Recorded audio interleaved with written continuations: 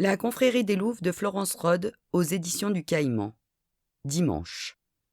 8h30. Le soleil de janvier effleurait d'un ray timide les murs vert amande et le lino effilé. Clémence et Ida, assises côte à côte, attendaient en silence dans le couloir de l'hôpital. Il a dit quoi, le médecin? Qu'elle n'avait rien de très grave. Une côte cassée, 3 contusions, rien de plus. On nous laissera la voir dans une demi-heure. Depuis la veille, Clémence oscillait entre terreur et soulagement.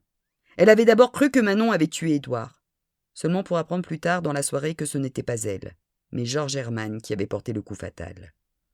En toute logique, sa fille ne devrait pas être poursuivie pour homicide.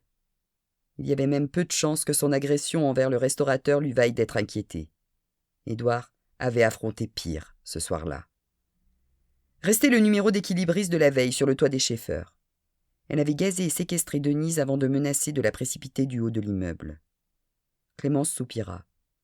Sa première tentative pour convaincre son amie de ne pas engager de poursuite avait été fraîchement accueillie. Pas étonnant, au vu de la liaison entre Édouard et Manon. Et comme si ça ne suffisait pas, de la tentative de sa fille pour rendre Denise responsable de sa mort. Clémence parviendrait à la convaincre. Il le fallait. Elle revit Manon, âgée de 9 mois, gazouillée, accrochée au barreau de son lit. Ou à 4 ans, courir vers elle à la sortie de l'école. Ces images la torturaient. À quel moment son bébé était devenu cette boule de haine? Si Rudy était encore en vie, les choses auraient-elles suivi un cours différent? Quelle était sa responsabilité exacte, à elle, Clémence? Le constat était cuisant. Il y avait longtemps que ces 2 filles ne lui manifestaient que du mépris ou de l'agressivité.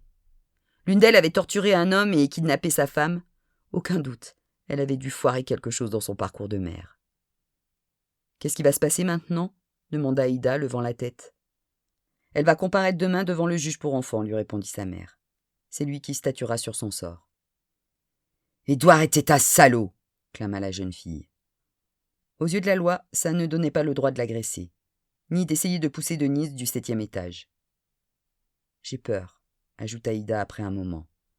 Clémence esquissa le geste de passer un bras autour de l'épaule de sa fille, mais se retint. Il y avait longtemps qu'elle ne s'exposait plus à essuyer une rebuffade pour des manifestations de tendresse. « Je ne vais pas te mentir. Elle pourrait aller en tôle. » Une larme roula sur la joue de la jeune fille.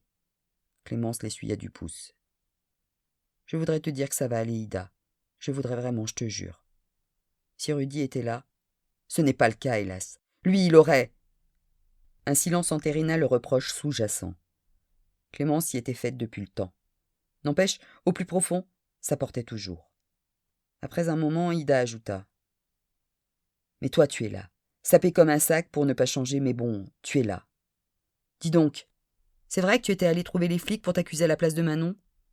Qui t'a raconté ça? Un des 2 keufs venus la chercher hier matin. Le jeune avec les cheveux dans les yeux. C'est lui qui me l'a dit. Je voulais te dire, c'est juste énorme. » Clémence se tourna vers sa fille. Ida fixait le ciel à travers la vitre sale, mais dans la main de sa mère, elle posa la sienne. « C'est malin, » hoqueta Clémence. « Tu vas me refaire chialer. » Mais elle serra les phalanges d'Ida à les blanchir. Elle se sentait en proie au vertige. Elle venait d'entrevoir le temps d'un battement de cils une possibilité. L'éventualité qu'il ne soit pas trop tard. Qu'elle pouvait encore tenter, jour après jour, sans rien brusquer, la restauration laborieuse d'un lien esquinté depuis longtemps. Ida dégagea sa main et regarda sa mère d'un air accablé. « Et alors? Ce n'est pas comme si ça pouvait ruiner ton maquillage. » C'était à peine perceptible, mais dans la voix de sa fille, le découragement en faisait un peu trop, comme surjoué par une habitude si ancienne qu'on a oublié sa raison d'être. Clémence se cala dans le siège et détourna le visage pour cacher ce sourire incongru qu'elle ne parvenait pas à réprimer. 11h38. Bousculée par des nuées de voyageurs et la succession d'appels en plusieurs langues, Denise ferma les yeux et prit une profonde inspiration. L'atmosphère électrique des aéroports lui causait autant d'excitation que de stress. Elle avisa une table libre dans un café de la galerie et y traîna sa valise trolley bleu marine. Le serveur s'approcha. C'était un jeune Irlandais aux yeux pétillants. L'accent trahissait l'origine ainsi que le prénom sur son badge en plastique. Liam. Elle commanda un thé au jasmin. Elle avait la sensation de sortir d'une machine à laver en mode essorage. En quelques jours, elle avait dû affronter la mort d'Édouard et digérer le fait que 2 proches de leur couple s'en soient pris à lui. Le même soir. Manon d'abord, cette petite garce qu'il avait électrocutée avant que Georges ne le poignarde. D'après le policier barbu, Il n'y avait même pas eu de collusion entre les deux. Juste un drôle de concours de circonstances, avait-il dit, sans se soucier d'être compréhensible. Après quoi Manon avait tenté de la faire accuser, sans parler de la tuer. Et Georges aurait tué Édouard parce qu'il aurait fait avorter Maude? Si c'était vrai, plus de doute. Son mari aurait été capable du pire. Mais elle ne parvenait pas à concevoir qu'il ait pu faire preuve d'une telle monstruosité. Peut-être au fond refusait-elle d'y croire parce que c'était elle-même, Denise, qui avait révélé à Édouard la grossesse de Maude, le soir du réveillon, et qu'elle ne se sentait pas le courage d'affronter sa part de responsabilité dans cet acte barbare. Manon. Cette gamine, elle l'avait vue grandir d'un œil distrait. Elle faisait partie du paysage, voilà tout, comme un point de sa vision périphérique qui s'était brutalement recentré sur le devant de la scène, dans le rôle d'une fieffée salope. Denise venait de payer au prix fort le message du destin qui lui disait de prendre ses distances, par rapport à Clémence et Maude. Et elle ne ferait pas la sourde oreille. La souffrance ne s'émoussait pas. Il était trop tôt. Des flashs de sa vie conjugale lui revenaient par saccades, comme des clichés pris en rafale. Les larmes étaient en embuscade. L'avant-veille encore, incapable de supporter la vue des affaires d'Édouard dans la salle de bain, elle s'était armée d'un sac poubelle et y avait versé pêle-mêle sa mousse à raser, son blaireau aux manches de nacre, sa brosse à dents et les lotions dont il se servait pour nettoyer ses verres de contact. Au matin, en entrant dans la pièce, la première chose qu'elle avait vue trôner fièrement à droite du lavabo était le rasoir coupe-chou aux manches de bois d'amourette, cadeau de Denise pour son 30e anniversaire. Comment avait-elle pu le rater? Elle avait serré l'objet dans sa main. Elle aimait le voir s'en servir tous les matins. Le geste agile et précis du poignet, le crissement de la lame sur la joue, la défaite quotidienne de la mousse face à la peau humide.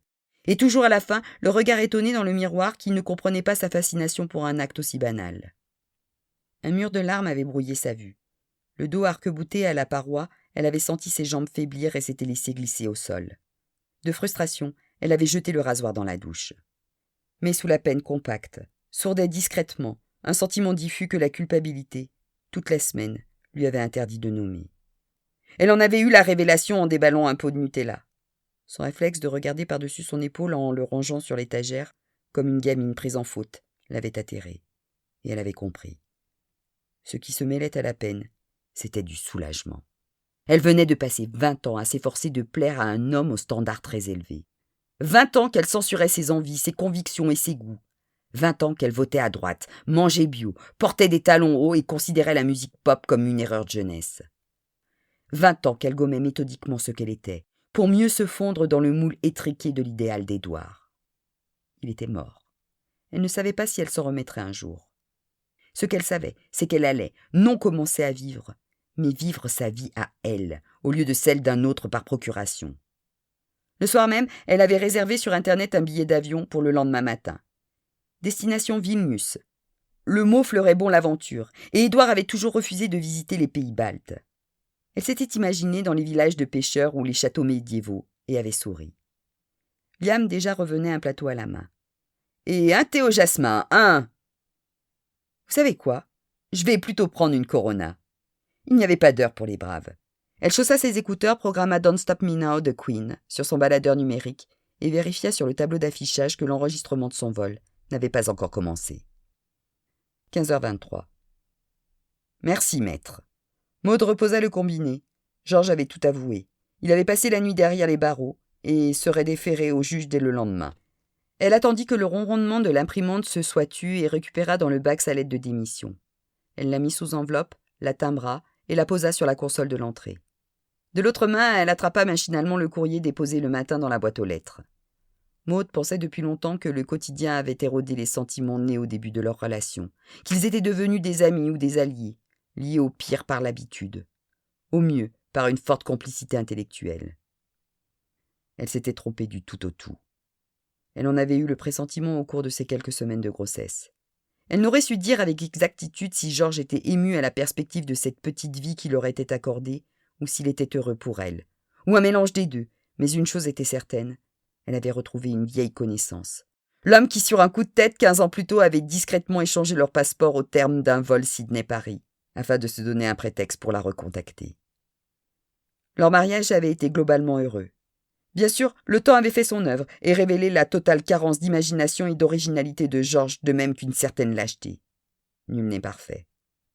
Georges lui-même s'était accommodé sans trop d'histoire de l'obsession de sa femme à vouloir tout contrôler, et de ce lien prégnant pour ses 3 amis, capable de la catapulter dans un avion pour Paris en pleine lune de miel. Et voilà que ce compagnon maniaque, soucieux de ses petites habitudes, nourrissant une singulière aversion au risque, trouvait le courage qui lui avait manqué à elle, de régler son compte, leur compte à Édouard Schaeffer. Pour la première fois depuis sa fausse couche, Maud allait mieux. La situation était grave, mais elle se sentait enfin émerger d'une période de passivité qui convenait mal à son tempérament. Elle avait subi la perte du fœtus avec un sentiment d'impuissance qui l'avait mise au supplice. Elle allait enfin entrer en action. Elle avait un but qui allait mobiliser son temps et son énergie au cœur des mois à venir. Sortir Georges de prison à n'importe quel prix. Elle scanna le courrier du jour. Une lettre attira son attention. Une lettre portant le tampon de l'aide sociale à l'enfance. Maud sentit ses mains trembler et réfuta l'évidence. Ce n'était pas possible. Pas après toutes ces années. Elle parcourut la lettre. Les mots commencèrent à danser devant ses yeux embués. La procédure d'adoption avait abouti. Ils allaient avoir un enfant. Maud fourra la feuille dans son sac à main. Elle avait maintenant une deuxième raison de sortir son homme de prison. 20h27. La main sur la porte du dressing, Clara contemplait les étagères vides et les portant au cintre dégarni. Elle s'assit sur le lit, découragée. Elle l'avait pressenti. Il était trop tard. Elle passa son imperméable, masqua ses yeux de lunettes fumées et sortit dans la rue. Elle marchait à vive allure, indifférente au regard appréciateur des hommes et envieux des femmes qu'à la longue, elle avait cessé de voir. Parvenue à sa hauteur, 2 garçons en scooter sifflèrent ses longues jambes gainées de soie noire émergeant de l'impair. Extraite de ses pensées, elle eut un mouvement de surprise et manqua de trébucher. Leur couple croupissait dans une ornière depuis si longtemps qu'elle avait fini par s'y habituer et se dire que peut-être ils passeraient le reste de leur vie à s'observer en chien de faïence, paralysés à la seule idée de prendre une décision. Après des mois entiers sur la tranche, la pièce avait fini par tomber. Ce n'était pas la vitesse de la chute qui aurait dû la sidérer à ce point, mais la durée de la guerre froide qui l'avait précédée. Clara traversa la place. Les colonnes du Panthéon illuminaient la nuit. Elle s'installa dans un café. Le garçon s'empressa de venir prendre sa commande avant de s'éloigner le sourire aux lèvres, indifférent aux imprécations d'un couple d'Anglais qui attendait depuis 20 minutes que l'on vînt s'occuper d'eux. « La place est libre ?» Elle le détailla des pieds à la tête. « Faut voir. Tu m'invites ?»« On va y réfléchir. » Ludovic se glissa à ses côtés. « Alors, cette expo de Giacometti ?»« Fabuleuse. Et toi ?» Je me suis reposée. En d'autres termes, j'ai traîné dans la chambre d'hôtel en essayant de me motiver pour défaire la valise. Et finalement, j'étais sur le point de trouver le courage, mais il était déjà l'heure de te rejoindre. Ah, sinon j'ai failli 3 fois me casser un talon sur les pavés. Le coup d'œil que Ludo jeta à ses loups boutins s'accompagna d'une moue dubitative. Tu sais, Clara, les hauts talons, à Rome. Promis, je ne les porterai pas demain pour visiter les musées du Vatican. Mais ce soir, hors de question d'aller dîner dans le Trastevere, chaussée comme une gitane. La veille, quand les policiers avaient ramené Clara à la maison, il était dans son bureau, penché sur son ordinateur. Adossée au mur, elle lui avait raconté ce qui venait de se passer sur le toit des Schaeffer. Il n'avait pas bougé pendant qu'elle lui en faisait le récit, mais lorsqu'elle avait éclaté en sanglots, il s'était levé et l'avait étouffée contre lui. En 1 seconde de peur rétrospective, elle l'avait reconquis, et c'était comme si les tensions accumulées depuis des mois s'évaporaient dans cette étreinte. Il n'y avait que le matin, lorsqu'elle avait reconnu Denise dans un café de l'aéroport, qu'elle l'avait vue se rembrunir. S'il n'en avait pas reparlé explicitement, le deal était tacite. Garder Ludovic impliquait de perdre de vue Clémence, Maud et Denise. De distendre ce lien qui, après les avoir sauvés, étouffait dans sa vie tout ce qui lui était étranger. En voyant son expression à l'aéroport, sans un mot, les yeux rivés aux siens, elle avait jeté son téléphone portable dans une poubelle. Le moment n'était pas idéal. Denise aurait besoin d'elle, sans parler de Maud et de Clémence, la fille et le mari des unes ayant assassiné ou agressé celui de la première. Bien sûr, ce n'était qu'une version des faits. Manon et Georges n'étaient-ils pas eux aussi des victimes du cynisme d'Édouard? Il n'y aurait jamais de moment idéal. Si elle n'y prenait pas garde, la vie passerait et elle finirait par perdre de vue les 2 hommes qui lui donnaient un sens, Ludo et Rodrigue. Un peu plus tard, alors qu'ils longeaient les murs ocres, surplombés de lierre et bordés de stands de souvenirs, Clara se fit une promesse. Elle allait remettre de l'ordre dans ses priorités affectives. Il était grand temps. 23h59. Abel Hamelin remonta la couette, Conditionnée par presque 25 ans d'habitude, sa main engourdie se dirigea vers la barbe. Elle rencontra en chemin le ventre encore plat d'Élise et s'y posa. Blottie dans le confort de son demi-sommeil, Abel sourit.